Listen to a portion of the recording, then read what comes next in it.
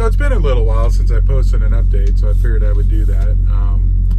I've recently gotten into a different type of astrophotography, which is actually the way most people get into this hobby.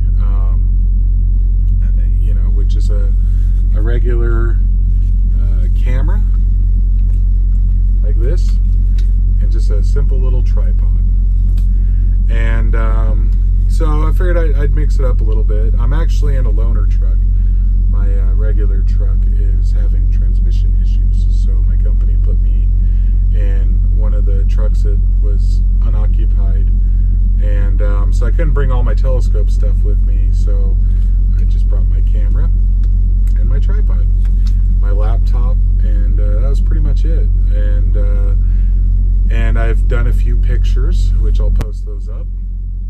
I think they came out pretty good. It's amazing the amount of detail you can get, and it's actually not that hard to do.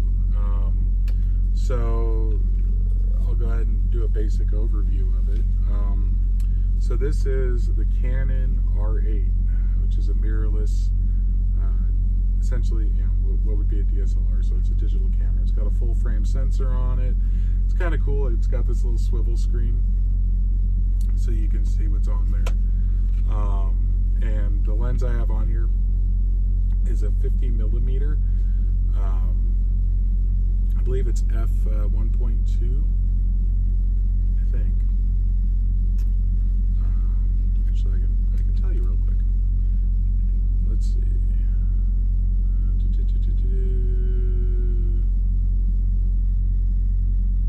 Okay, where is the aperture? Okay, we'll go to manual. Yeah, it's f 1.8. f 1.8. So it's actually better than my Hyperstar. So yeah, it's a nice camera. Full frame. I think it's like 28 megapixels. This is an aftermarket lens, but it's called the Nifty 50. It's only like, well, not really aftermarket. It's made by Canon, but it doesn't come with the camera. But it's only like $100.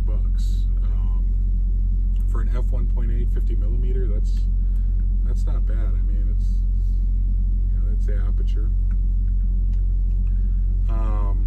So at 50 millimeter, you would do like the whole Orion constellation. I also have another lens that I use for doing like Milky Way shots, and that one is a little more expensive, and that's the 16 millimeter one.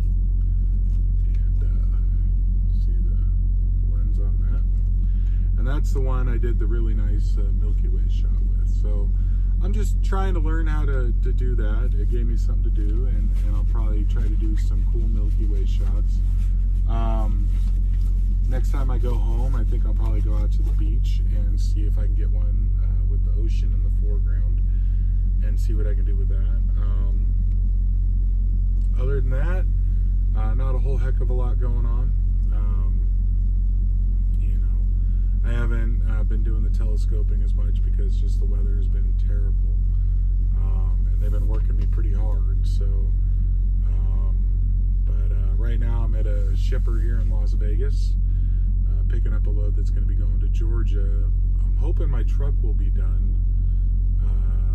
That way I can actually, have my telescope stuff with me. It was supposed to have been just quick in and out. But I dropped my truck off Monday, and it is now Friday, and it is still not done. So I don't know what's going on with it.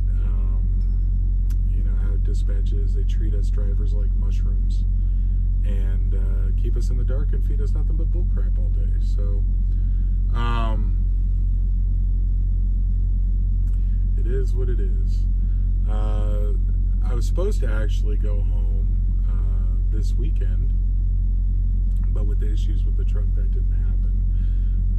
I was hoping to be home because Monday is a holiday, so it would have been a 4-day weekend for my better half, and we could have actually gone out and done some stuff, but that didn't happen. So like I said, I got this load that's picking up today, delivers in Georgia. So I'll probably end up going home, not this weekend, but next weekend. And then the next time I'll be going home will be probably around February 24th. There's a really big Renaissance fair that goes on in Florida, and that weekend I was going to meet up with my daughter, and we were going to go out there together. And I think they're doing like this steampunk themed part of the fair, because every weekend they have a different theme. It's kind of cool. And then if she's willing to stay down for a little bit, I was thinking about taking her out to there's the Kissimmee State Preserve, which is in kind of central Florida, and it's like the darkest skies in all of Florida, which I think it only gets down to like Portal 3. Which I've gotten spoiled being out on the road. The Milky Way shot I posted or I put up earlier, I took that and actually what was listed as a Portal 2. But yeah, I'd take her out there, show her the telescope and whatnot, and we'll see if that happens. I don't know. I might post a video before then. I don't know. I don't really do them that much just because I don't get a ton of views, and it's a lot of time investment to make these videos. Just editing something simple like this will take me a couple of hours, and then I got to upload it and whatnot. And I mean, I know I'm not all that interesting, but it's just not a lot of return on investment, so I just kind of do it for the heck of it. But I'm hoping to post some more astrophotography tutorials and whatnot.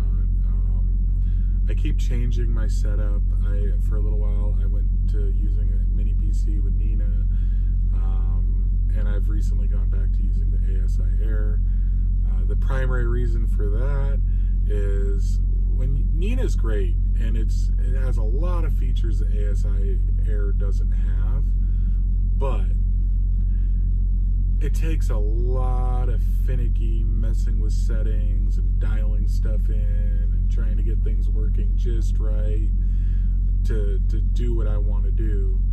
And I'll set up and it'll take me like an hour just to get the telescope polar aligned and get a sequence put in there and to figure out what I'm going to image. And where it's ASI Air, I can get the telescope set up, get it going, get it polar aligned to be imaging in about 20 minutes. So about half the time. And it works. And that's really the biggest thing. From what I heard, it's a nerd sin to even, go that angle. But, when I'm working 70, 80 hours a week, and I get maybe 2 hours I can play around with the telescope. And I don't want to spend half of that just getting it set up. It's frustrating. So yeah, I've recently gone back to the ASI Air, and it's working. It's getting the job done. Nina is great and all. I could see myself using it more like when I'm at home. But out on the road, it's more of a hassle than it's worth. So I'm not sure if you can tell, my voice is a little raspy. I got a bit of a cold going on. I got stuck up in the colder areas. My dispatcher had the wise idea of sending me up to Wisconsin over New Year's and Christmas, and I ended up getting stuck up there in like 0-degree weather, and that was a merry old time. But anyhow, that's it for now. I'll see if I can put up a video of me actually using this and setting up a shot and walk through the process or whatever. We'll see if I have the time. I got this DJI gimbal, which is what I actually have my phone set on. It's the Osmo Mobile 6 or whatever. It's kind of cool. It works. The face tracking on it leaves a little something to be desired. Every time the forklift would enter the truck, it would like lose my face. I guess it doesn't like this long-haired Pacific Northwest looking type guy. So, but yeah, it would just start wobbling back and forth and just not tracking me. But anyhow, like I said, that's it for now. And y'all have a good weekend. Shiny side up, and all that. And hopefully you have clear skies. And good luck to everyone. Till next time, 7 3s.